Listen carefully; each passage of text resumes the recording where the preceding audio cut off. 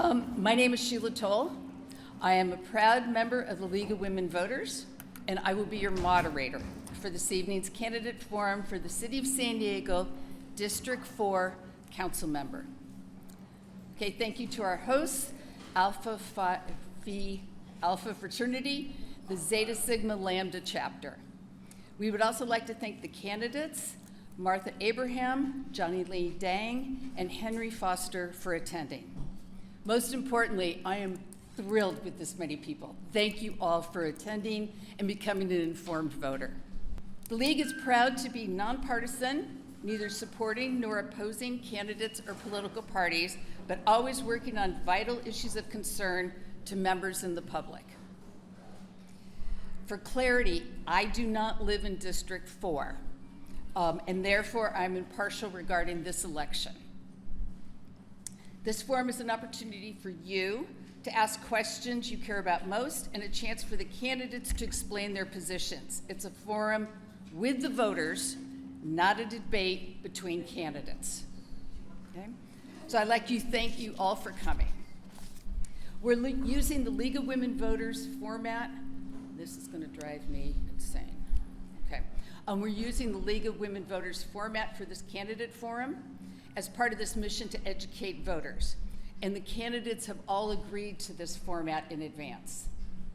A little bit how this works. Each candidate will have 2 minutes for an opening statement, 2 minutes for a closing statement, and in between those, 1 minute to respond to each of the questions. The order that the candidates, has been done randomly. Okay? In order to keep us on track, League member Wendy Young, who's right in front there, will be our timekeeper. She will help the candidates by holding up paddles at the agreed upon intervals. When the time has run out, a stop sign, show the candidates our stop sign, you need to wrap up the sentence, not the paragraph, okay, at that point. The most important part of this forum is hearing from you and the questions you have for the candidates. Our lead pages, Stephanie Anton. Stephanie, where are you? She's in the back there. And Ann Noel, who's over here. They've got cards, they've got pencils. If you write your question, raise it up, we'll come and get it. Write it as we go through, okay? If something comes to mind, feel free, okay? Ask as many questions as you'd like. My request is you put one question per card because we're sorting questions here, okay?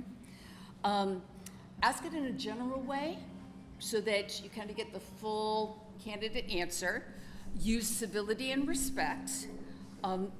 Keep the questions succinct. If you have a preface, I will not be reading those, okay? I will go straight to questions, okay? Questions directed at one candidate, not across all three, will be held to the end.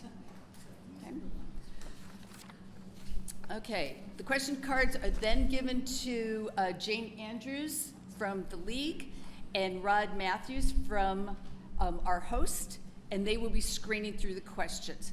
They organize them into categories of similar topics to avoid repetition. And they also make sure that the questions that we have the greatest interest in from the room are the ones that get asked. Questions that are not appropriate for this branch of government will not be asked, okay? Not a lot of foreign policy going on the city council, okay? In addition to asking excellent questions, you have some other responsibilities. Please hold all applause until the forum is finished. 2 reasons. It allows us to ask more questions and keep things moving. And since this candidate forum is designed to provide a nonpartisan setting for undecided voters to hear all positions, any demonstration of support or opposition, such as clapping or booing to the candidates or the positions, is considered out of order, okay? Unheeded warnings may result in us just stopping the forum, okay? I'm playing mom here. Okay, so now we're ready to begin. And now for their opening statements, we will begin with candidate Dang. You have a microphone right there. Well, thank you very much, Vicki. And you to the League of Women Voters for sponsoring this event.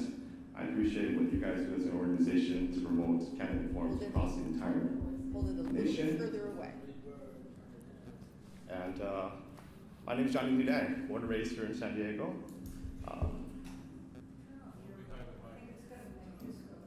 Hello. Johnny Lidang, ladies and gentlemen. I appreciate the generous invitation to be here today. It's an honor to be running for San Diego City Council. I was born and raised in the city. My family, we own pizza stores in the city. You guys have heard of Rosaria's Pizza. My father started that chain in the city many years ago. Over time, we had several different stores across the entire city, but I basically grew up making pizza. I eventually graduated from college at San Diego State University, went to grad school up in the Bay Area, and after that I got involved in politics. We have a lot of time to get to know each other today, but I'm here to really learn about your needs as a community, and I'm here to tell you about me. So feel free to ask me anything. Thank you. Okay. Our second is candidate Abraham. One of the things that I've enjoyed the most about this process is being able to meet community members and hear all the stories. And the theme that continues to come up is the Honorable George Stevens. And a story that one of my neighbors told me was apparently trash collection was not routine in our neighborhood. And one day he was picking up trash in our community, and then when he got to City Hall, he dumped that trash on the person's desk that was responsible for picking up the trash in our neighborhood. That is an example of George holding a system accountable to providing us with the same services and resources that are provided all across our city. And one thing that we have been missing is an advocate. We are worthy of being represented, being listened to, being heard. Can you hear me still? Yeah. Oh, okay, it sounds like the mic went out to me. And we are worthy of having resources, investment in our communities. And so that is why I am here today, because I am asking to be your advocate. My name is Martha Abraham.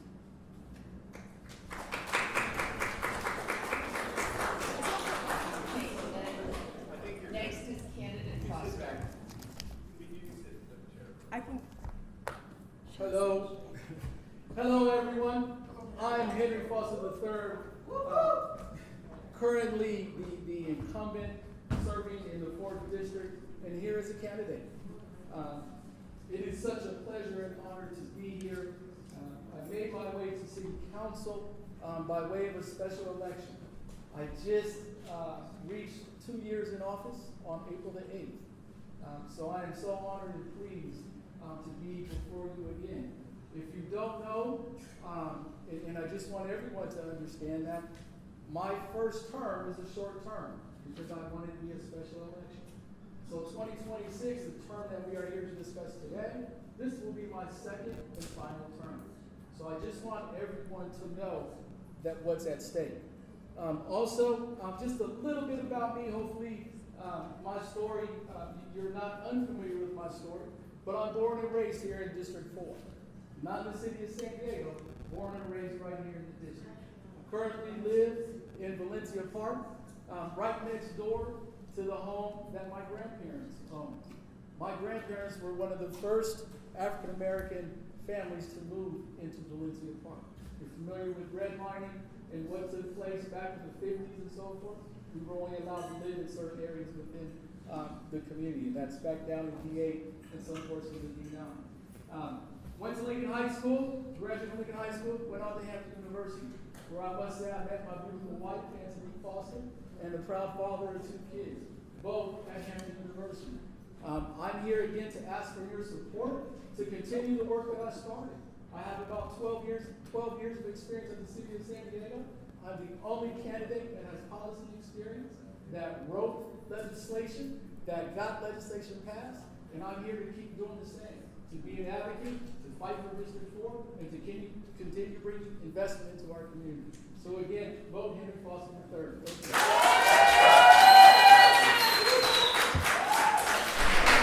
Okay, that's one. Please do not applaud or boo any of this. We'll have time at the end, okay? Okay, so now we're going to go into questions. The first question, we're jumping right in, is what do you think is the most important issue for District 4? And we're going to start with candidate Abraham. Can you guys hear me? No? Hello? Yes, yeah, you can? Okay. So what I've learned from advocating for our community is that the issue all stems from the person that is sitting in that seat.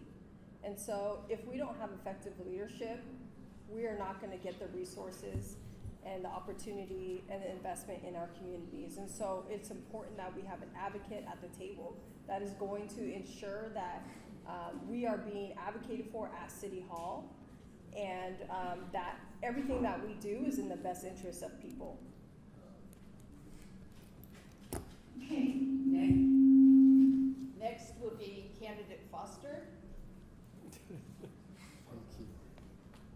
Can you repeat the question, please? What do you think is the most important issue for District 4? Thank you for that, and I will be quite candid and honest. I don't think there's just one issue that's facing District 4. I don't think there's an order of importance in regards to the issues. We can start with what happened with the floods.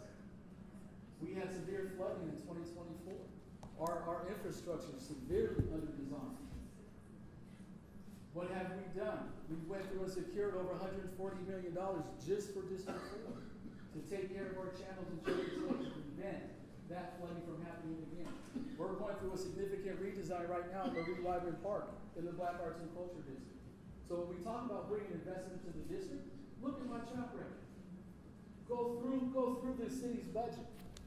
This last budget, first time that we went through a veto process. I was able to do consensus amongst my colleagues to do a veto override. What did that get us? That restored Parks and Rec. That restored library hours. Things that are significant to District 4. So, again, vote Henry Falson III. Thank you.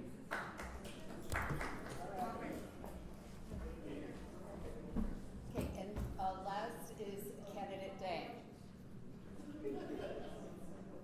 I believe, I believe the most pressing issue for District 4 is what you guys want. And from what I've been hearing is that you guys don't have representation in this area, not only from the current council member, but also from the city itself. And I've watched city council after city council meeting after city council meeting, and you can go online, any one of you can go online and watch these city council meetings, where people from District 4 come to that city council year after year after year after decade, saying that we don't get our fair share of services in this town. After a while, they just ignored you.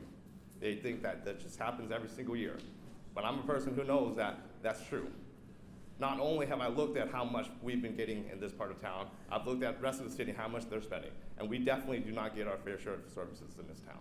So if it's one thing I want to make sure is that we get representation in this town, this part of town. Thank you. If you guys could stay within the table, just because if you go outside the table, you're not on the video. Okay? Great. Okay, can everybody hear me without the mic? Yes. Okay, we're gonna go with that for me, because I'm not having to talk a lot. So, second question here is, how will you ensure District 4 gets its fair share of city funding compared to other districts? Okay? And we're going to start with candidate Foster. Okay, how will you ensure District 4 gets its fair share of city funding compared to other districts? Thank you for that. Well, I think one thing that we need to make sure we understand, as a freshman council member on the floor, I have the pleasure of serving as the budget chair, which is one of the most significant positions that you can hold amongst the council when we talk about our committees. How will I do this? I'm the only person at this table right now that has experience working on a billion-dollar budget. I have worked on the city budget over the past, going on 7 years, working in the council office as a chief of staff. So how will I do this? Taking my knowledge, my expertise, my understanding of each department, of our core services and what we are mandated to deliver, and using that to work with my colleagues to make sure that we are continuing to get the investment that's due here. As I said, I've already brought in over $100 million in 2 years. Thank you. Next is candidate Dang. So I actually ran for office a few years back. And the very first thing I did a few years back when I ran for office is I looked at where the city spent its money. And within a few seconds, I could tell that this part of town wasn't getting part of its fair share of money. If you look at where the city's spending its money, they built the entire cities. This part of town, let's get into it, has been here since the beginning of the city. And the reason the majority of the black people and the colored people live in this part of town is because of redlining.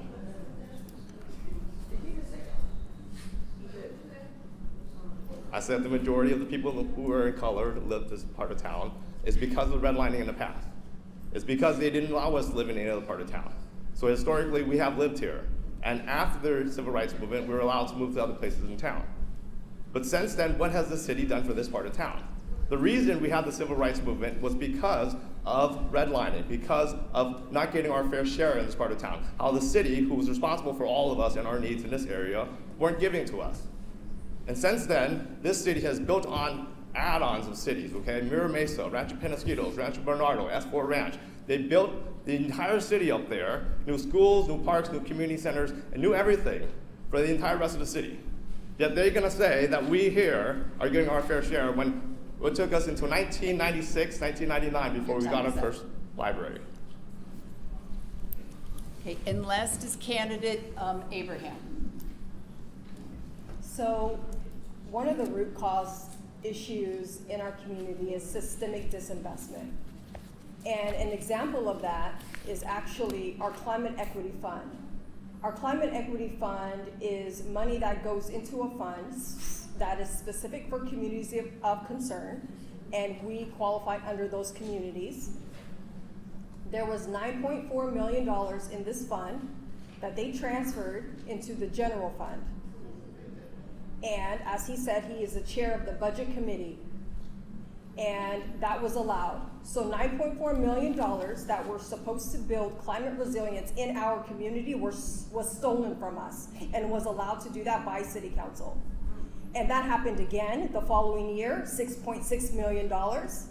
And we'll see when this budget comes out for 2027 if they're deciding to rate it again.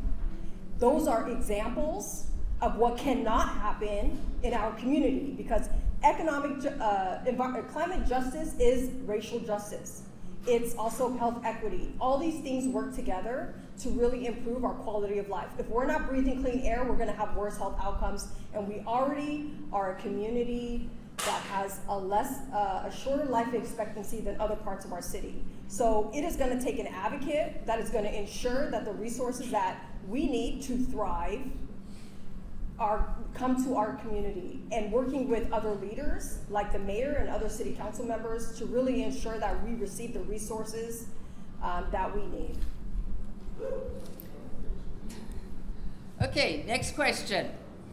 What will you do to make and keep public facilities such as parks and libraries accessible? And we're going to start with candidate Dang.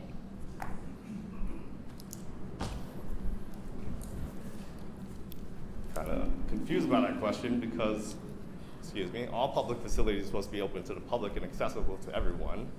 So I think that's already a law. Do we have a problem with them not allowing people? Hello?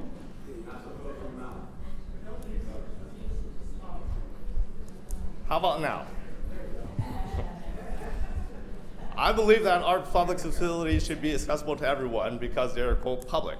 Things that are managed by the city, the government, are public places, and they should be open and available to all people of the public, which includes people of color, people who are handicapped, people who are in different needs of different services. We have to be able to provide our services available to everyone and not just make it exclusive to one group or another. Next, candidate Foster.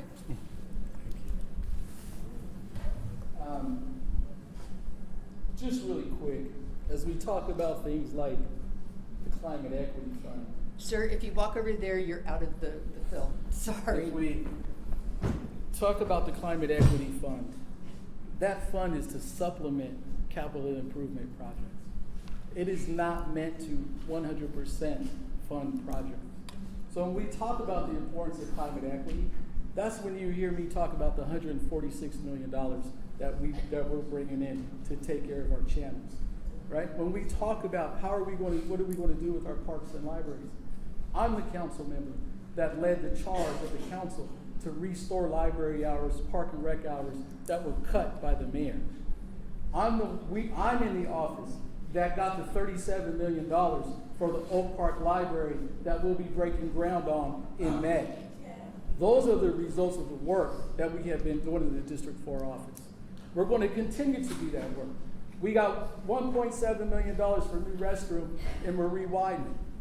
We got another $1.6 million from Vargas to take care of more improvements to Marie Wideman, to take care of historically underutilized businesses. So we're going to continue to invest, we're going to continue to do the work, and we're going to continue to make sure that we are improving District 4 and we are getting our fair share of what we deserve. Candidate Abraham. Very quickly, to continue to talk about this climate equity fund, that money is also going into redoing our parks. So when that money is taken out of that account, we don't have money to update our parks. And also, that money was put into the general fund to balance a budget, not to fund stormwater or our storm channels. It is important that when we're talking about the budget that we look at what are our priorities. And maintaining services in our community like libraries and the rec centers is a priority. And we can't continue to cut those services to fix a budget when we haven't looked within the budget to make sure that we're not wasting money, identifying money that should be used better, or staff, not having too many middle managers. That's what the budget, we have to evaluate that portion of the budget and how we're spending the money before we decide cutting resources from community members. Okay, the next question. What infrastructure projects will you prioritize for this district?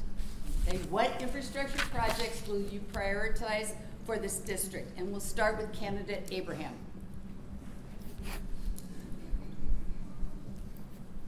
So, talking to many residents, one of the infrastructure issues that keeps coming up are our roads. And so that is a priority for a lot of people, to ensure that we're driving on paved roads and that our roads are safe. But more importantly, what I would do is sit down with each community and identify areas that we want to work on to see improvements, and then from there decide what programs and funding where we want to allocate funding to improve our infrastructure and our livelihoods. So we are worthy of having a council member who is going to hear the community and advocate for the community so that we can have the resources that we need so that we can thrive. Next is candidate Dang. I want to transform Imperial Avenue into Imperial, and Imperial Avenue with one of the finest retail as well as housing streets that we have in the entire city. Right now, that is the corridor of this area of town. I get it, you can access this area from any other part of town, but for the main meat of this district as well as this part of town, it is Imperial Avenue. And I think that it's being run down and it doesn't give us a good impression of what this community is really all about. So I want to make Imperial Avenue Imperial. At the same time, I want to get the finest schools, the finest parks, the finest libraries, the finest of all things for this part of town, because I don't expect anything less from America's finest city. We should treat all our city with the finest stuff, because we are America's finest city. And we should start here with the district that's been getting the least of it.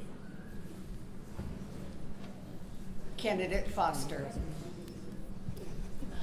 Yes, well, when we talk about infrastructure, streets and roads, high priority. What have we done in the office? Fiscal year 25-26, we've gotten almost 100 miles in our budget. So we're getting streets and roads done. We have a commitment that we just received from the Transportation Department. 43% of every budget will have a commitment to districts 4, 8, and 9. We represent 43% of the overall street system throughout the city of San Diego. So that commitment is on the table and it's moving forward. Again, I'm going to go back to our Choyas Creek and the resiliency that we need.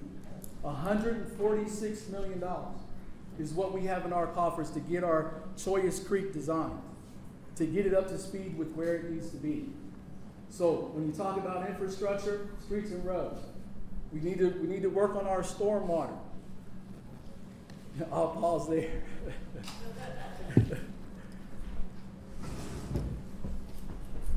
Okay, the next question, and it was brought up a little bit on the answer for the the previous question. What vision do you have for Imperial Avenue Strip, along with how would you hold businesses accountable for improvements? Okay, so what vision do you have for Imperial Avenue Strip, along with how do you hold businesses accountable for improvements? And we're going to start with candidate Foster. Thank you for that. And just a little bit of history, a little bit of background. The Imperial Corridor, there's an existing plan in place. It was done by our very own former council member Charles Lewis. George Stevens had a vision. So there's a plan on the books. That's what led us to creating the San Diego Black Arts and Culture District. When you talk about years of disinvestment, we had to think outside the box on how do we bring investment into District 4. And we did that with our very first step of setting up the Black Arts and Culture District. Now, where do we go from there in the Imperial Corridor? Let's look at the Black Chamber. I've worked to bring the Black Chamber into District 4. They just purchased the building on Euclid and Imperial, the old legal aid building. So they just purchased that, they're moving into that building. We have another one of our community members holding a facility. And then we're going to grow our small businesses. We're going to bring incubation right here in the district. And we're going to grow, and we're going to build an economic base, and we're going to make that corridor what they call the gas lamp of the East. Thank you. Okay, next is candidate Abraham.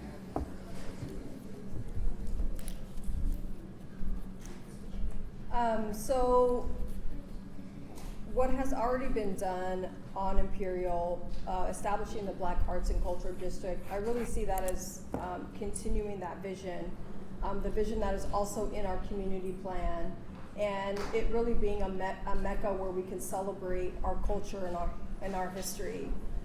It's important that we develop public and private partnerships so that we can bring businesses into our district that are also going to invest in the people that live here. And also making sure that these businesses are pouring into our community, creating jobs, so that we can all have opportunity here. And a place where we can celebrate and have festive activities, and where we can all just learn about the history about our community as well. And so that is my vision, is really economic development and empowerment, and bringing in small businesses, and then holding the businesses and the buildings that are there that are kind of deteriorating accountable, and making sure that, but that only happens if we have an advocate and someone at the table that is going to ensure that this vision moves forward. Candidate Dang. So Mr. Foster's right. We do have an Imperial Avenue transformation plan, they call it. But it's been in the works for over 20 years, and they haven't even started on it. Or they may have started on it, but I don't see any of it really How many of you think a 20-year plan is appropriate for something like that? Not true. Not a debate. Go ahead, continue, sir. I wanted it done 20 years ago. If I'm council member, I would make sure it's get done now. When I was reviewing city council meetings, as well as videos of this town in the past, there was people at city council meeting after city council meeting saying this part of town didn't get its fair share of services. I saw that. And in one meeting, I saw somebody asking for a grocery store in this part of town. And I checked. Back into the 70s and 80s, we didn't even have one until 1990 something when the first Market Street grocery area opened up. The people. Okay, please. And your time is up. Okay, next question. We're going to stay on the business situation here. What is your specific plan to bring quality businesses and jobs into District 4, not just warehouses or low-wage retail? Okay, and we're going to start with candidate Dang. Sorry, ask the question again. What is your plan to bring quality businesses and jobs into District 4, not just warehouses or low-wage retail? Okay. I want to bring actually AI and robotics jobs to the city in general. And we could have it right here in District 4 as well as the south side of the city. The reason I want to do that is because jobs raise property values. They also generate income tax or property tax and sales tax for the city. It generates revenue for the city. As opposed to residential property actually costs the city money to pay for services such as parks and policing and fire and all the other services that come with having residents. So we need more commercial real estate in this city in order to generate more income for this area. I was a part of something called the California Green Technology Center up in the Bay Area. And what we did was we created this free economic zone that where we gave tax incentives as well as from state and federal government as well as the local government for companies who are green technology in that area. One of the companies that came into that area was Tesla, which is one of the richest companies in the world today. If we create an AI robotics technology center here in this area, which I know how to do, we can actually bring some of the most successful companies or the newest technologies in this company in this country here to San Diego and start making, giving jobs and bringing opportunity for our young people. Okay, next is, ma'am, please.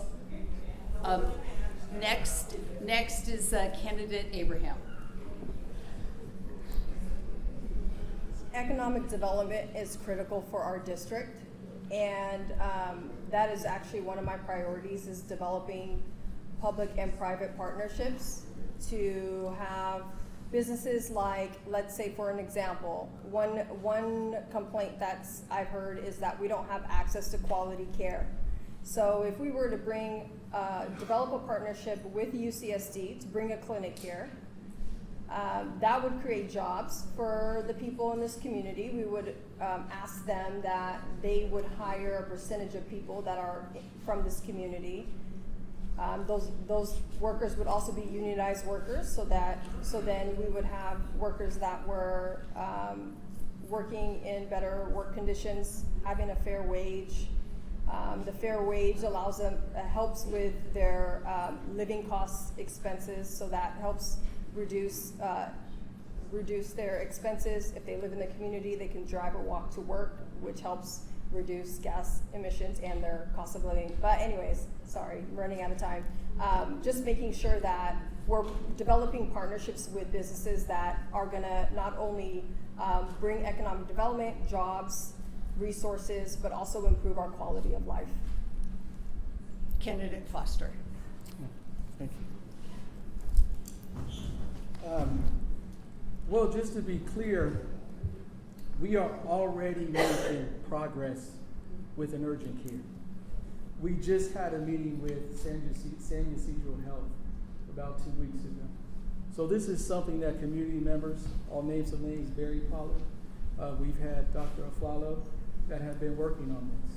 I'm in close contact with the folks at the Euclid Medical Center, Dr. Hood and Dr. Keller, that are providing their expertise as we put this new facility into place. So that type of work is in progress. I'm gonna pivot and go directly back to grocery stores. We've had grocery stores in our district. If you go down to the Black Arts and Culture District, the Old Boys and Girls Club, that was a Safeway. Go back up to Skyline Library. Go back up by Skyline Library. That was a Safeway. What are we doing now? Some courageous young ladies filed a lawsuit against the city. What did they get in their settlement? A grocery store, a tax credit towards a grocery store. I'm working with economic development now to look at where we can locate that grocery store and to bring some grocery stores in here. So the work is in progress. The work is ongoing. Again, vote Henry Foster III. Okay, next question. What is one unpopular decision you are willing to make for the long-term benefit of District 4? Okay? What is one unpopular decision you are willing to make for the long-term benefit of District 4? And we're going to start with candidate Abraham. So one of another issue in our community is housing segregation, and typically what we see happening is when developers develop homes in other areas, there are things in the municipal code that allow them to either pay a fee where they don't have to provide an affordable aspect, or they can offset it. So what we've seen is development going in other neighborhoods, and then they offset the affordable housing in our community. And we need mixed housing. We need affordable housing, but we also need market rate. But what happens when developers do that is that those div fees are paid to that community, and when the affordable homes are built in our community, we don't get div fees. And div fees are what we need to address our infrastructure issues as we grow. And so an unpopular decision would be affirmatively furthering fair housing in this city and reevaluating the municipal code and ensuring that we are actually providing affordable options all across the entire city, not just in one area. Next, candidate Foster.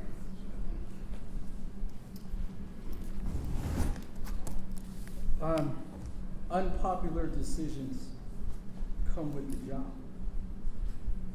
I've had to make some, what I will call unpopular decisions. But the one thing that I do when I have an item in front of me and as I am making my decisions, I start with what's in the best interest of District 4. And as I go through that process with my team, I end with the question, what is in the best interest of District 4?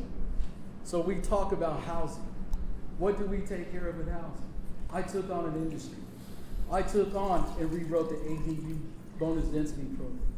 I brought that to a halt. I dialed that back in. When we talk about making unpopular decisions, I took care of footnote 7. I took care of footnote 7. I took care of footnote 7. Okay, that's 2. Please show some respect. We've asked you not to clap or boo. Let's please respect the process we've got going, okay? And as we look at other decisions that I have made, I voted in favor of charging for parking at Balboa Park. You say boo, I say I much prefer to keep my libraries open here in District 4. I much prefer to keep my parks and rec open in District 4. I much prefer to make sure Your time is up, sir. They were yelling and screaming. Okay. Welcome to the club. Okay, and last candidate Dang. What is one unpopular decision you are willing to make for the long-term benefit of District 4? So I'm going to agree with Mr. Foster when he says that elected officials, or almost everybody, sometimes we have to make decisions that are sometimes unpopular for the benefit of the district. But I disagree with that statement that there would be things that would be unpopular for the district that would be beneficial for the district. For the people who would find it unpopular probably wouldn't be from this district. I'm here to do what this district wants and what the people in this community wants. Because I feel that the city, as well as city council members, they don't listen to the people in the city. They ignore us. And so because of that, I'm gonna go out of my way to listen to the people in the community and do what you guys want. So if I make decisions, they would probably be popular with the people in this district and probably unpopular with the people outside of our district. If there's one example of that I could think of is that there's some people who want higher density in terms of ADUs, up to 6 to 10 of them or something like that. And I'm against that. I don't think we need more of those in our city, but that would be, again, something unpopular with the people in the city, but I think the people in the district might want. Okay. Okay, next question. How will you increase affordable housing without displacing longtime residents? Okay, so how will you increase affordable housing without displacing longtime residents? And we're going to start with candidate Foster. Well, I think one thing that we need to make sure we understand is that we've been working on the land use code. And what's written in the land use code is if you live in an affordable unit now, you basically have first right to go after the new units that are in the district. So one is to make sure we're communicating to our residents that they have the opportunity as new units are coming online, that they should be submitting, and they have first right of refusal for those units. We need to make sure that we are doing that. Number two is, as we talk about affordable housing and being inclusive, one thing that we need to make sure we also understand is, if we have folks that are paying in lieu fee, they have radius requirements in which they have to provide those affordable units. So we address that. The other thing that we are doing, we are constantly having conversations with the state, because housing has been deemed a crisis, and so we are looking at ways that we can go above and beyond, utilizing our procurement power from a state level to drive down the cost of actual construction, therefore impacting the cost of the units. Candidate Dang. So I view housing as a huge problem in this city as well as the entire state. And I view that there's two sides of this story. There's the people who don't want to put housing because they don't want more density in the area. And then there's people who want to live in those houses and not have to pay a lot of money for rent. And I believe that the key is we do have to build housing. When it comes to population, you can literally calculate the number of people you have in an area as well as how much you expect to grow every single year. It's not mystery. Every city around the world, their population is going to grow. And it's the city's responsibility to make sure that we have enough housing for the people in the area. Quite frankly, I don't think the city's doing that. At the same time, I want to be able to work with the residents to find appropriate places to build housing. I think that some of the ideas that they come up with in terms of the housing, such as the 6 to 10 ADUs or something like that, is outrageous. I think that we could build higher density in different areas that are further outside the city, especially to the south. But I don't agree with trying to build up high density inside residential areas. Candidate Abraham.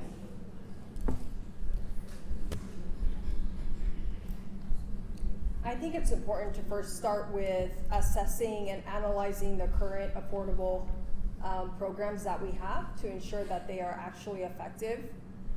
And then we need to, again, look at the municipal code and really evaluate where we can improve and create more affordable housing options. Some of those areas are what I mentioned earlier regarding the in lieu fee that developers can pay, and also the off-siting that developers can do.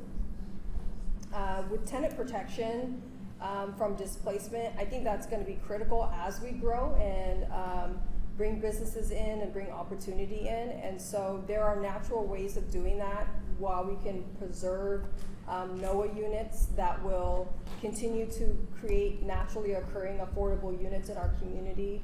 And so it's going to take a strategic plan to ensure that no one is displaced, and the people that want to continue to live in this neighborhood can live in this neighborhood, but we are all living in a community where we can also thrive. Okay. Next question. The first, we're going to go through real quick, and it's going to be yes or no. It's the only answer, yes or no. Ready? Do you support repealing the new trash fee law? We'll go Candidate Dang, yes or no? Yes. Candidate Foster? Yes. Candidate Abraham? Yes. Awesome. Okay, you all agree on that. So now the next question is, what alternative ideas do you have for trash collection? And we're going to go back and start with candidate Dang. I would find a compromise if we can, because I know the city used to be paid for through the city, the trash, but if you get into city politics and trash pickup across the nation, we're the only city that did that, guys. So if there was a compromise, I try to meet in the middle. Let's say we get the city to pay for half again, the residents pay for half. At least if we do that, then the residents won't be as wasteful. Before, when we had a system where the city paid for all of it, people abused it, where they literally had 5 or 6 trash cans in the city where it's required to pick it up. And so people could abuse the system where literally you can just have as much trash as you want. And possibly it would make it more efficient in terms of the cost overall for the city. If we had to go all the way back, and we could go all the way back, I would do it if we can find revenue sources to pay for it. And I actually have ideas how we can do that. But if we don't have money to pay for it, then the city's just going to continue this game of making new taxes and fees and services and on services until we figure that out. And that's the major problem with this city that no one's even talking about. Candidate Foster.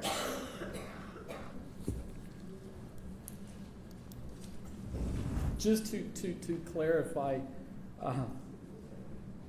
the city is not the only city that made the decision to charge for trash. Actually, we were one of the last cities to do it. Most cities charge for trash. Do I think we should charge for trash? Yes. Do I think we should do what we said we would do and not exceed $29? Yes. If we repeal it 100%, that means there will be another $150 million that need to come from that budget. What does that mean? That means more cuts to libraries, more cuts to park and rec, more cuts to roads, more cuts to our stormwater infrastructure. That's what that means. So yes, we need to right our wrongs. We need to take care of our structural deficit. But we need to take the trash sheet down to $29, no more. And then we need to look and assess where we're going to make our cuts because of that. I guess I will say taking those costs back down. Candidate Abraham.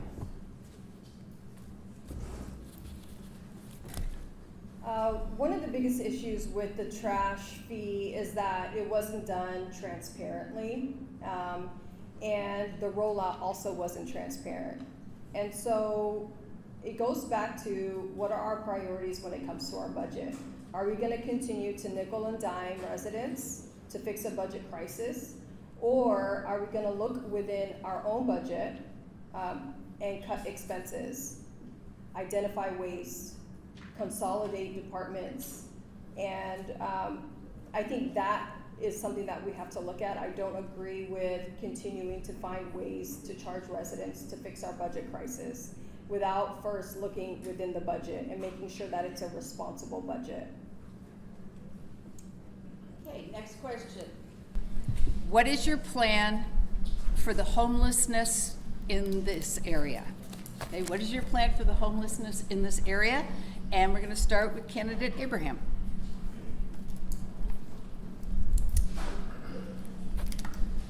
As someone who has experienced homelessness myself, I think it's very important that we first look at the programs that we have in place, ensuring that they're efficient, and assessing and analyzing those programs. And then we have to also work with the mayor and the city council to put a plan in place to make sure that they are getting the services that they need. And so that part of that is gathering data and really doing outreach with unhoused people and to make sure that the services that we want to provide them are indeed what we have in place, and if not, then creating services that will actually serve them. When my son was 3 years old, we were living in my car at shelters and people's homes. And one of the things that really made a difference for me was a transitional living program. I stayed there for 18 months. It was for homeless youth between the ages of 18 and 24. And I was there while I was in college. And it really saved me. And it allowed me to finish college and get my degree and not continue the cycle of poverty. Your time's and up. create opportunity. Thank you. Thank you. Next is candidate Dang.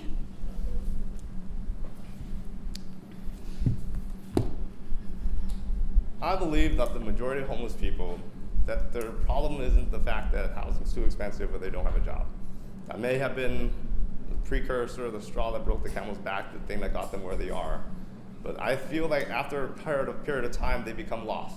Lost in their way, lost in their belief, lost in their thinking, and they have no hope for themselves or for society to come around and help them anymore. At some point, I believe that some homeless people become lost. And in those people, I pray for them.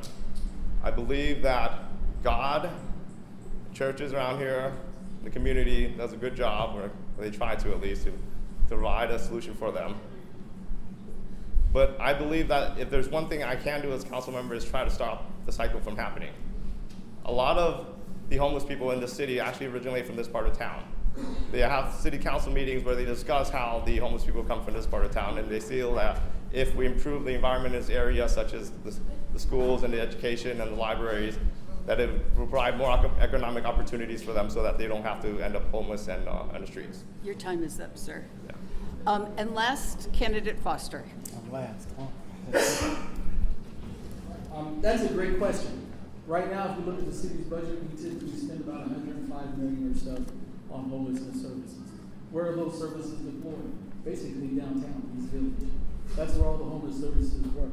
What you're seeing now is people being pushed our way. That's what you're seeing. They're using the channels and the public transportation system to find their way to our area. What are we doing? You know what? I'm not waiting on just the city coffers to take care of this problem. I've been approached and I've been working with churches such as St. Stephen's, such as Mosque Number 8, such as Bethel A&E. We've been having meetings, looking at what we can do to focus on helping, taking things into our control and working and building our own relationships at the shelters to make sure that we have beds and room to do things. Also, I think we need to relook at how we're spending dollars. I think we need to go back and shore up preventative efforts. I think we need to make more subsidies available for our seniors. We need to make sure folks that are housed can stay housed. We need to stop the entry into homelessness and isolate our numbers and make sure we're keeping people housed.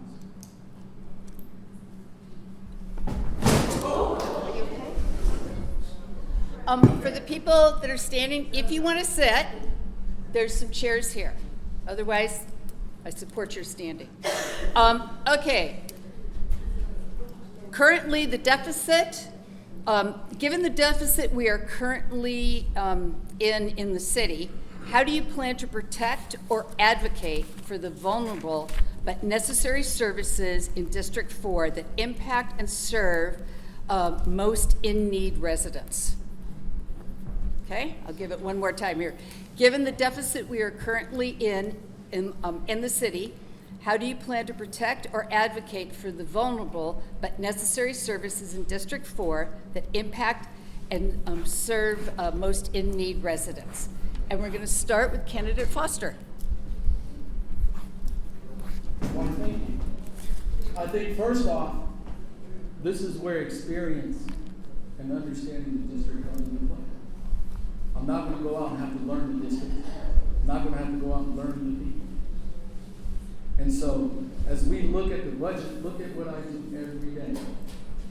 You can go to any meeting and see how I advocate for our community.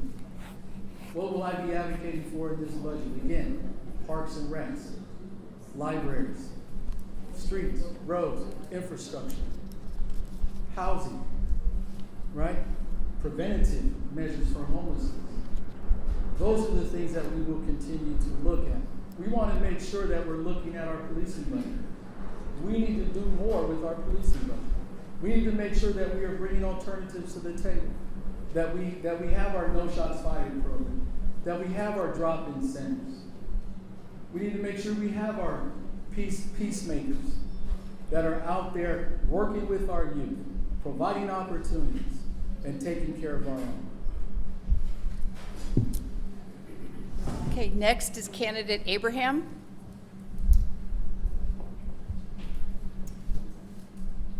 So I am a neonatal ICU nurse, and I have been advocating for vulnerable populations for my entire career, and ensuring that what we do is in the best interest of people. and I plan to continue to do that at City Hall. When it comes to the budget, I think it's important that not only that we have an advocate, but we have someone that is able to collaborate with other leaders and other departments to ensure that the services that we need in our community are equitable and that our budget is equitable. And it's gonna take someone with understanding that there is a system in place that is designed to oppress us. And we have to be able to see that system in the budget and in the priorities to be able to push back against it. Candidate Dang. In order to fix the deficit, we have to do two things. Number one, we have to look at our spending, and number two, we have to generate new sources of income for the city. In terms of spending, if you look at the pension program that this city has been fighting over for the last 30 years, it's the biggest problem I see that the city has in terms of where the money's been going. Every single year, ever since our pension reform failed in 2021, the city went back to the pension problem that they had before that, something that they thought they fixed in 2012 when they had their pension reform in the city. But ever since then, we haven't fixed the problem, and every year, the amount of money that we have to pay in pension goes up every single year. This year, it's expected to go up to about $650. Last year, I believe it was about $600, $500, and the year before, $350. Every single year, the pension fund, or the deficit there, or the amount of money we pay into it, we owe into it, goes up. We have to cut services. And so the city has been doing this game of cutting services every single year and trying to find new taxes to pay for that pension problem. So if we want to fix the deficit, we got to fix the pension problem. The other thing we have to do is start bringing in more money without taxes. Okay, next. Circulate San Diego wants to open up District 4 neighborhoods to dense Senate Bill 79 development. This is a one-word answer. Do you agree or disagree? Okay? Circulate San Diego wants to open up D4 neighborhoods to dense Senate Bill 79 developments. Do you agree or disagree? Candidate Dang. I disagree. Okay. Candidate Abraham? Disagree. Candidate Foster? Disagree. Okay. Now the second part. What would you do to prevent this? We'll go to Candidate Dang.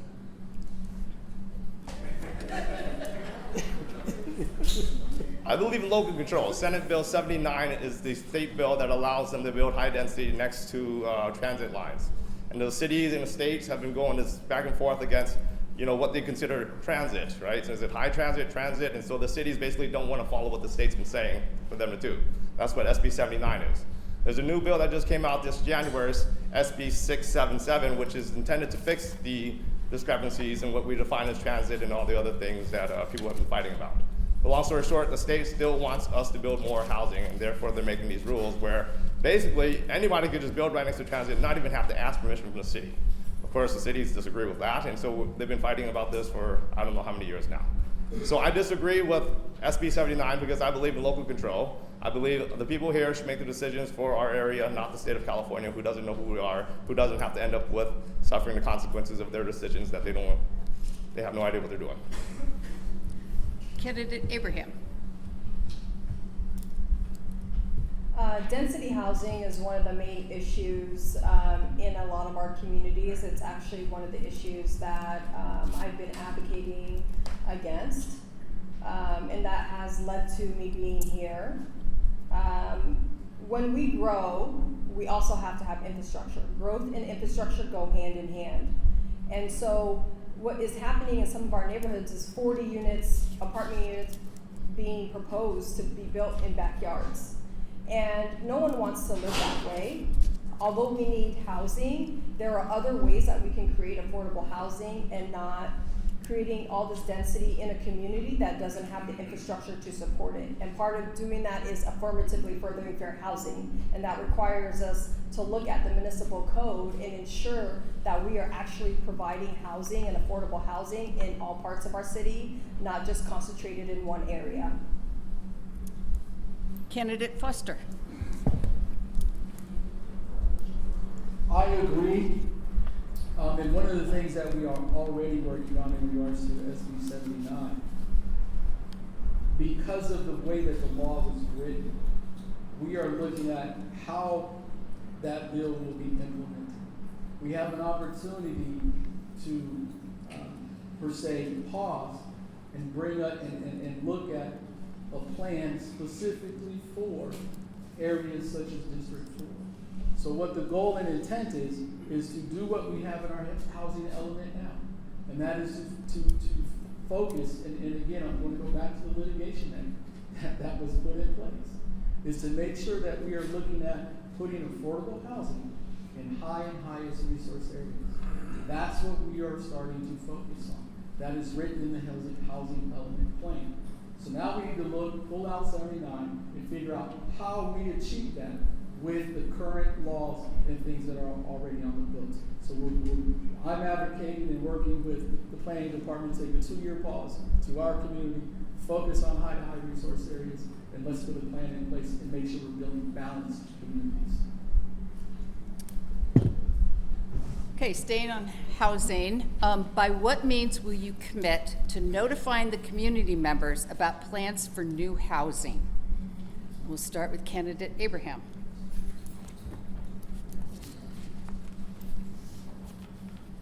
So accountability, transparency is critical, especially in our community. Through organizing, what I learned is that most people's have gone unheard for so long that they no longer have a desire to even speak up. And so I really hope to bring accountability, integrity, and transparency to City Hall, and ensuring that decisions that we're making are in the best interest of people, and that we are all able to thrive in our communities. And part of that is having town halls, attending planning group meetings, and also community group meetings to disseminate this information so that everyone is aware of projects that are coming into their neighborhood, and that everyone has a voice in the decisions that are being made. Candidate Foster. Yes, thank you. I think one thing that we do is, and this happened even with my predecessor, is any project that we are made aware of, we have one initial requirement of any developer across the board, and that's that they go out to the community. If you don't go to the community, you will not get a meeting with the council. That's been a standing rule for the past 7 years. And so every time we are informed of a project, we make sure that happens. What else do we do? If you go to community planning group meetings, community meetings, my staff is at just about every single meeting. Every single meeting to field questions. I have office hours every Friday, open to everyone. All you gotta do is call and make an appointment. I'm in the community constantly. But the key is, we gotta work together. We gotta stay informed. The planning groups get this information before we do sometimes. And so we need to collaborate, we need to stay in contact, constant communication, and work together. Candidate Dang. So I'm kind of confused by this question too. Currently, the law states that if there's any new planned development in an area, that you have to notify the people within 1,000 feet of that area. And are you saying that's not enough or something? I don't get it. It's not happening. Well, if that's not happening, then we could definitely sue the city for not doing it and get paid. But if it's happening or not happening, as the city council members, the city better do it. Because quite frankly, I'd sue them just for fun. Sometimes you got to sue people because if you don't do it, they don't follow the law, even the government. And so I have no problem with suing the government myself if I have to do it. Even if I'm an elected official or even a regular person, I can sue them. I don't need the city council member to do that. But they should be following the law. And if they have to notify people within 1,000 feet, they have to do it. And if they're not getting notifications, then you got to show me a little evidence. And if you can show me the evidence, then I can sue them and help you with that case. But no council or no decision in this city should go without that. Okay, next question. I love this one. I will read the introductory phrase because it's This particular constituent was born and raised in District 4. They write, "It seems we have been underrepresented at the community level. What do you plan to do differently?" And we're going to start with candidate Foster. Repeat the question again? Or It seems that we have been underrepresented at the community level. What do you plan to do different?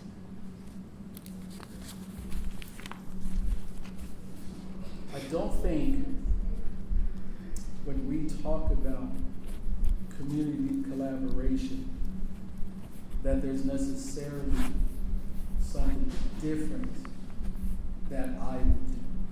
Again, look at the needs that we do. We go to every planning board meeting. No matter if we only have one community on that planning board, my staff and my team goes. I go to every auxiliary meeting. We have representatives there at every single meeting. So we are going to continue to be out there. We are going to continue to have the conversations. We are going to continue to making ourselves available and accessible. But again, I'm going to go back to collaboration. We're here. We're pushing. We're advocating. You go to City Hall, no one down here will tell you that I'm not advocating. I can guarantee you that. Candidate Dang. So I've worked for elected officials, and I've been in their office, and I see how they operate. Community member comes in and asks them for a problem or a concern that they have, tell them about their concerns. They give them 5 minutes, maybe 10 minutes max, and then they have to go. But a developer, a lobbyist, or special interest groups who gives them tens of thousands of dollars for their election, you can sit there and talk to them all day. Some people up here have taken that money. And so what happens is if you, the community, want and go talk to them, they won't listen to you. They'll listen to their people. I've taken no money from special interest groups, and I don't ever plan to. I'm here to represent the community and your needs, not those people. So I'm here to back you up and any of the problems, concerns you have. Candidate Abraham. Through the activism that our community has done, and I can tell you firsthand that we have been ignored and we have been unheard. I know a lot of people in this room also feel that. And so it's very important, and that is why I'm here. I am here because of the issues that happen in our community and we could not get our voices heard. I would not be running if we had a council member in a council office that advocated for us. And so it's important that we hold our elected officials accountable and that they are transparent. Examples of our community not being heard is footnote 7. We brought this issue to the council way before it was ever addressed, even the bonus ADU issue. And so having accountability to the people who have elected us is critical. We are only indebted to the people, and our job is to represent the people. Okay. We have 3 more questions, so hang in there, okay? This next question, how do you handle disagreements with constituents, and what are your plans to work with colleagues with differing opinions? Okay? So how do you handle disagreements with constituents, and what are your plans to work with colleagues with differing opinions? And we're going to start with candidate Dang. With constituents, I have this sin, I guess you can call it, where I want to help them to the end.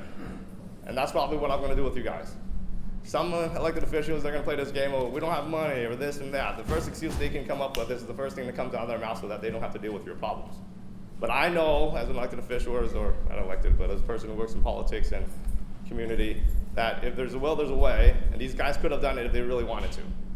So as an elected official, I would do whatever I can within my power to help you with your issue all the way to the end.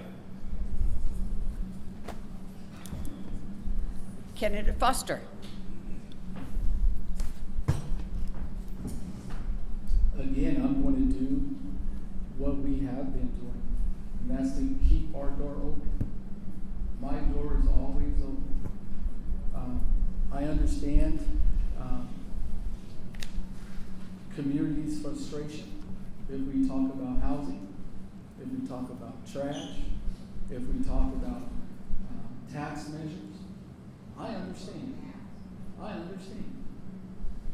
But the one thing that we cannot do is shut our door. And we can't shut our door both ways. We must communicate. We must continue to push forward. The one thing that I learned at City Hall is you're going to get more no's than yeses. And it's about how you deal with those no's. It's about how you deal with those no's. You go back and look, when you talk about collaboration, look at my endorsements. Look who is endorsing me. Secretary of State Shirley Weber. Yes. Monica Montgomery Stepp, supervisor for the County of San Diego. Yeah. We have Dr. Lachey Sharp Collins, Assembly member for the 79. We have Dr. Akila Weber. Your time is up, sir. Senator, right? So when we talk about collaboration, Your time is up, sir. Go and look at the endorsements. Thank you. Candidate Abraham. As human beings, it's vital that we are heard, and it's important to all of us that we are heard, and you are all worthy of being heard. Part of that is being accessible to the people that have elected, the people that you have elected to represent you. And when it comes to collaborating with colleagues, as a nurse, I am required to collaborate with the disciplinary team to ensure that we're providing safe care and quality care. And we can have disagreements, but at the end of the day, we have to ensure that we're doing what is in the best interest of people. And if we keep the people at the center of the decisions that we are making, then we can agree more than we can disagree. And so it's gonna take someone that can civilly work with other departments and colleagues to ensure that we are advocated for and that we are getting the services that we need to thrive. Okay. If elected, what plan do you have to repair the damage and mistrust that the current city council has with the people of San Diego? Okay. If elected, what plan do you have to repair the damage and mistrust that the current city council has with the people of San Diego? Candidate Abraham.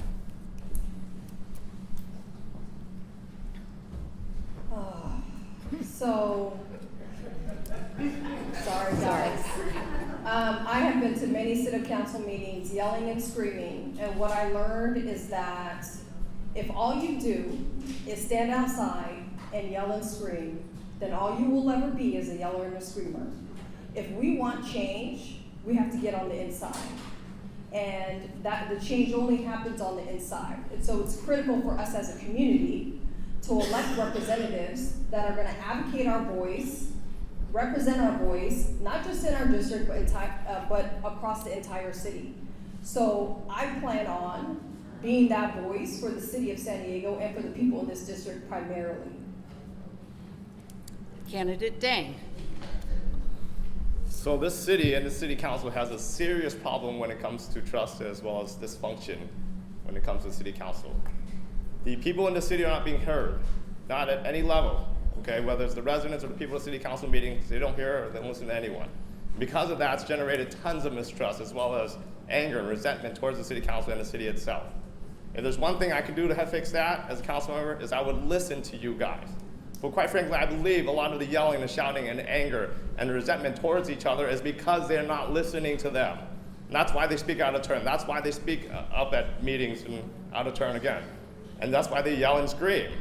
And they come again and again and again to every meeting saying the same thing because you didn't listen to them. If all you did was acknowledge them, listen to them, try to appease their concerns, they wouldn't keep doing that. But the city doesn't do that. I'm gonna do that. I think that might work. I'm not sure.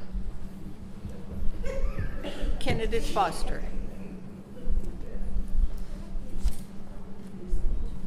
I think I would agree that we do have a public trust issue. How do we repair that trust? I think it comes down to two things. Transparency, number one, being transparent, and accountability. There was an item today that we heard the salary ordinance. And there were some significant things that were wrong with that ordinance as it was presented. City staff made a change. 30 minutes prior to that meeting, we received a stack of documents about an inch thick. The expectation was that we would go through those documents on the dais and take a position. I disagreed. I was the only dissension for that vote. Not only did the council not have it, but the public did not have it. And we need to stop moving things, passing things, trying to be politically expedient and ignoring the public. If it takes an extra week to leave something, then we need to leave it posted for an extra week before we die, so that we can have the conversations that we need. Okay, last question. What would you like to change about the way District 4 is governed? Okay, what would you like to change about the way District 4 is governed? And we're going to start with candidate Foster.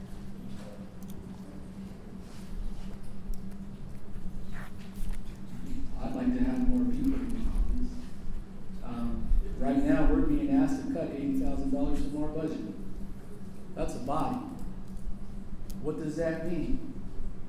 That means who's going to feel that? Our district.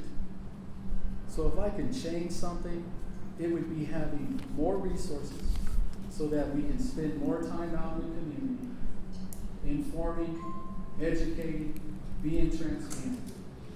That's what I would change at the city and city. That's what I would change. Candidate Abraham.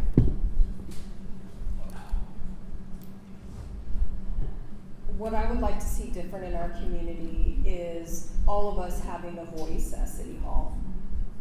A lot of our issues have stemmed from not having an advocate, someone that is working in the best interests of the people that they were elected by. And so that is my mission. That is part of my goal, to really ensure that everyone's voice is heard and that everyone is represented when it comes to making decisions at City Hall. Candidate Dang. That question, kind of vague, leaves the door open though for what I want to do politically speaking, or in terms of governments for this area. As a councilman, I would open up everything to the people in the community in terms of the town council that are representing the people in that area. I would want to do everything those town councils want to do. Problem is, those town councils aren't even meeting. They're not even real groups, they're not even really town councils. So because of that, if there's anything I want to do with respect to governance in this area, is I want to include those local community groups so that you guys can talk to each other and help resolve the issues that you have in the community. And through me as a council member, I hope to be able to use my position as council member to help leverage what you guys are trying to do in this area. With respect to the city, I believe we have a lot of problems of how our government is in the city. One of the problems, I believe, is the fact that we have the strong mayor form of government, something that is somewhat recent in our history, and at the same time, it's not common at all for any major city of this size to have such a form of government. Strong mayor form of government means that the mayor is strong and can pretty much do anything he wants. And so it takes the voice away from the people. Sir, your time is up. Okay. Before our candidates give their closing remarks, I want to thank you for being an attentive audience and very engaged and asking really good questions. So these are probably some of the best questions that I've had.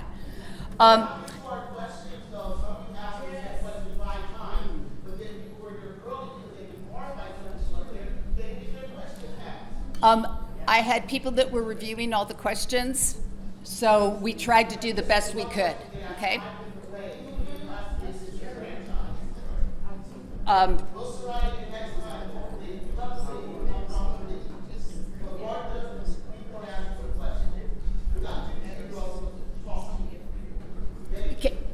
Then I'm asking. You know where I live, and you have my phone number. Okay. So I think afterwards, if the candidates are willing to stay, you guys could come up and talk with them. It's their choice, okay? I wanted to make sure that you all know that if you want information about what the league does or voter information, there's cards that are over there. Okay, now we're going to do we're going to have the closing statements. We're going to have closing statements. They're 2 minutes, and we're going in the reverse order of what the opening statements are. So we're going to first start with candidate Foster, 2 minutes. And there's a microphone right there. You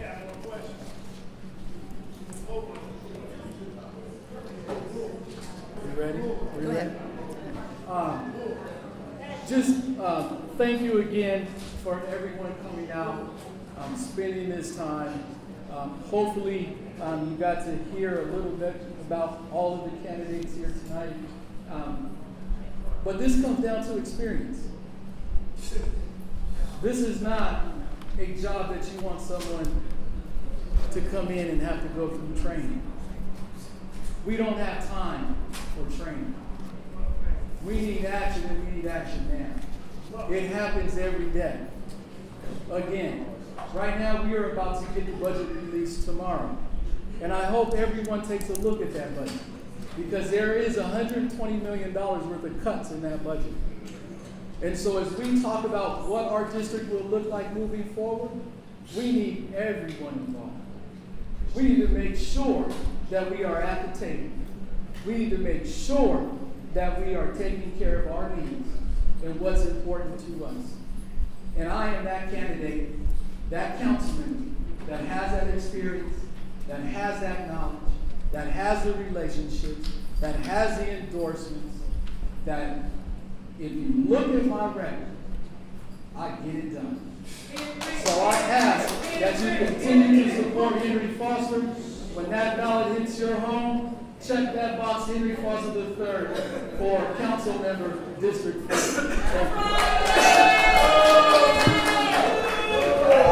Thank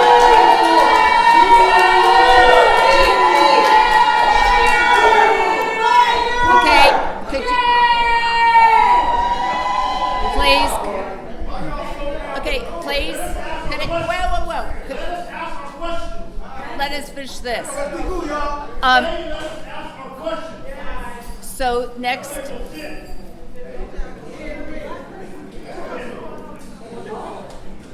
All right, y'all, let's finish the closing remarks, and any extra questions we have, we can get them asked after this, because I know our candidates would love to stay here and make their voices heard and make sure all of our issues are taken care of. Library's still open. Who's next? Okay, so the next closing statement is candidate Abraham.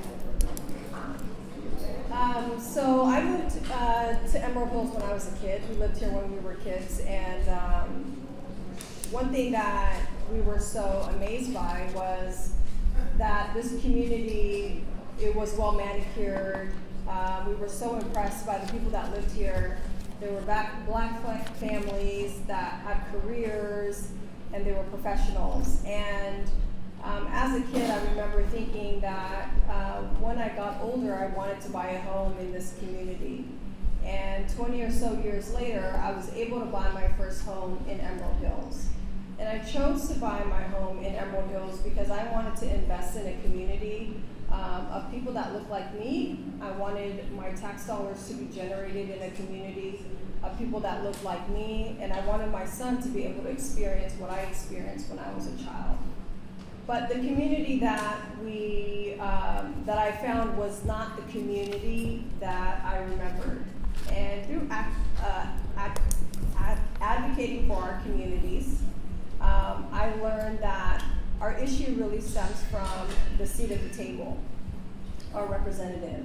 And our neighborhoods are on the ballot. Our well-being is on this ballot, and our quality of life is on this ballot.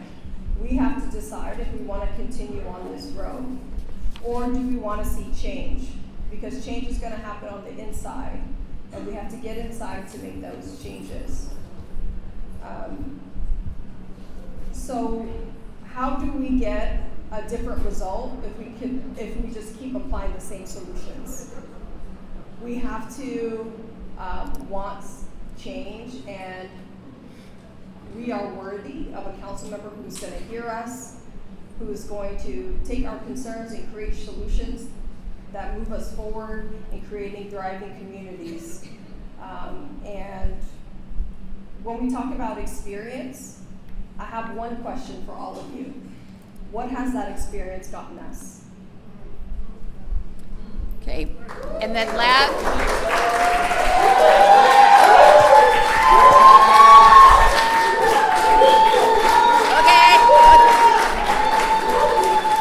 Okay, guys.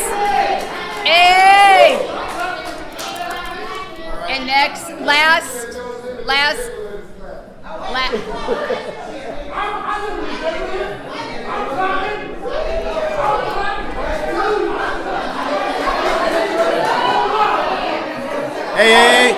Hey, everybody. Hey, you all can take that conversation. Let's take that conversation outside.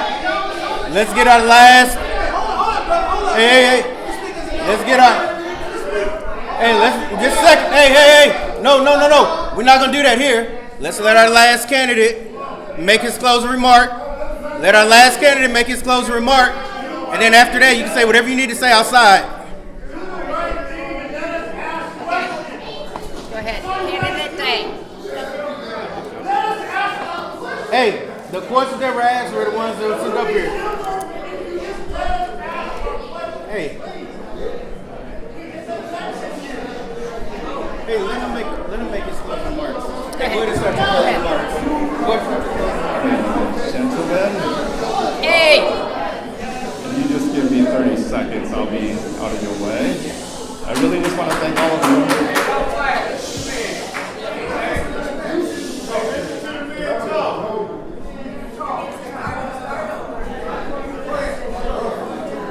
I want to thank all of you for coming here today, being part of our political process, part of our government.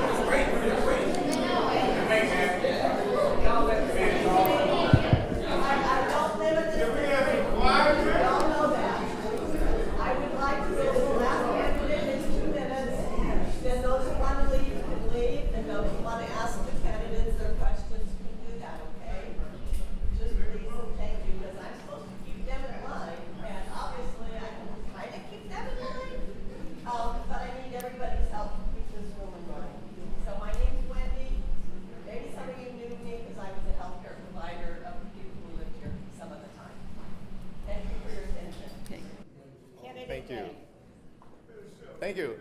I don't want to take up a lot of your time, but I want to thank all of you for being here today, to being part of our political process and holding our elected officials accountable. I've been doing it for many years myself, and I also feel frustration when it comes to how elected officials treat their constituents. I'm going to try to do a good job. I'm going to try to do what the people in this community want me to do, because I believe that if I do a good job, I can make a big difference someday. I am born and raised in the city. Whenever I travel the world, everyone asks me, even within America, where are you from? A lot of times I know they're expecting me to say like China or Vietnam or something like that, but I tell them San Diego, because I was born and raised in this city.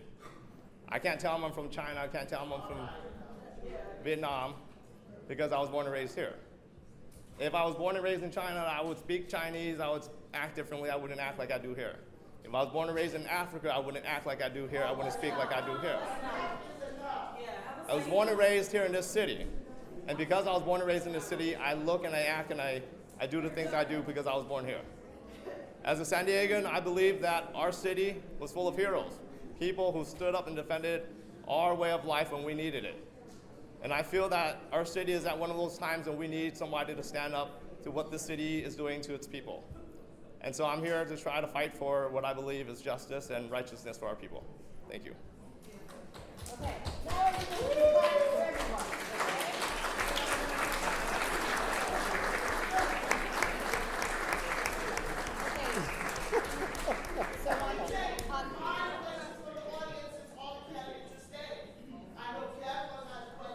So what we're going to do is the official part of this is going to be complete. I would like to thank the Alpha Phi Alpha fraternity.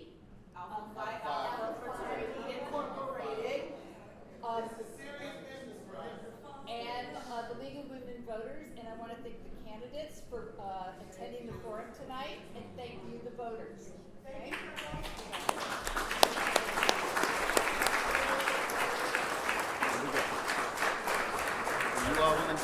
15 minutes, maybe I can cut over.